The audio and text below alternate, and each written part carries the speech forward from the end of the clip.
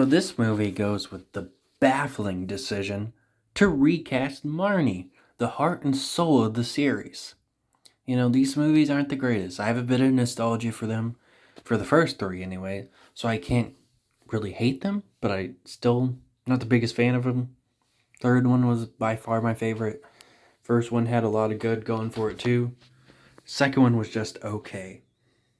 Now this one, pretty fucking boring. Don't really have any nostalgia for it, so I guess that's why. But yeah, they recasted Marnie.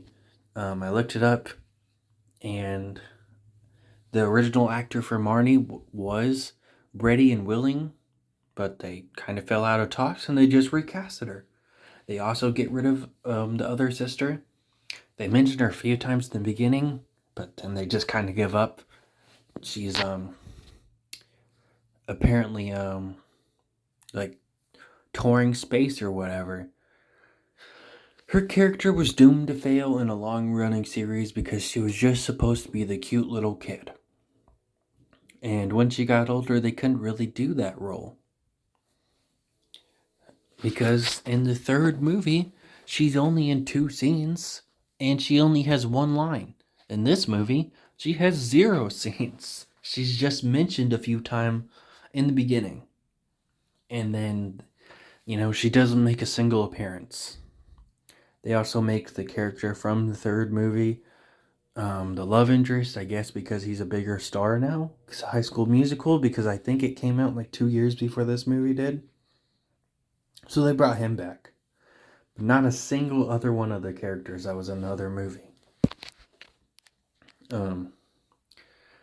She had made this new girlfriend in the third movie. I don't remember her name, but she was pretty entertaining. They decide that she's just going to get a new friend called Anissa, who's a genie who's barely in the movie.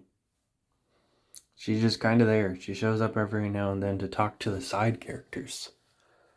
She really very rarely talks to Marnie herself, besides 2 scenes. Actually 3 that I can remember. Oh, they make the Sinister Sisters be here. There's these 3 people that kind of look like they're mean, whatever. They basically tell you that they're evil early on in the movie with a not so subtle hint where she's like, hey, if we're not supposed to use magic on campus, why don't the teachers say anything? And that's because later we find out that the teachers are in on it too. So, yeah, that wasn't very subtle. They also have like this very funny joke, sarcasm, that there's this dude with like a big nose and he has snot and drool, whatever. Apparently the character gave up his powers off screen. They reveal it at the end of the movie. So it literally doesn't matter. They're just like, oh, hey, he's immortal now. Even though he barely used his powers in the third movie, it's very weird that they did that in this movie. And he supposedly uses magic early on in the movie, but we find out that's because he read a book on how to make it look like he has magic or something. So he didn't actually make flowers appear out of thin air. He read a book on how to do that. They don't explain it very well, and I don't care. And even though they basically make him a love interest, they go on a date, they like each other or whatever, they don't get together at the end of the movie. And they also make the mom way more careless in this movie, I guess to be funny. Like, she talks into fountains to talk to Marnie.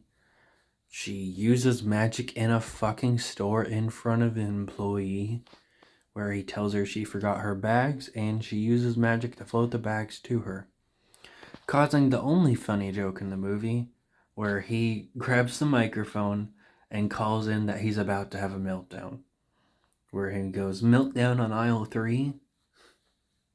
So that was pretty funny. We don't get to see what actually happens. It's just the only funny thing and only thing I liked about this movie. Dylan's still here, surprisingly. They haven't recasted him or found a way to kick him out of the series. But they did do a very stupid thing where he basically spends the entire movie being in love with the Sinister Sisters or whatever.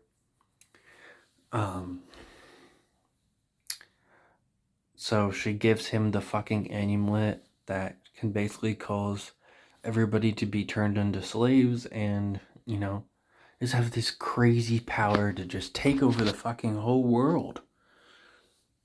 Even though he has spent this entire movie proving that he doesn't need that power. Especially since he barely uses his powers in the first place. But yeah, she gives it to him because she trusts him or whatever. The villain's motivation in this movie is basically what I just said earlier. They want to turn people into slaves.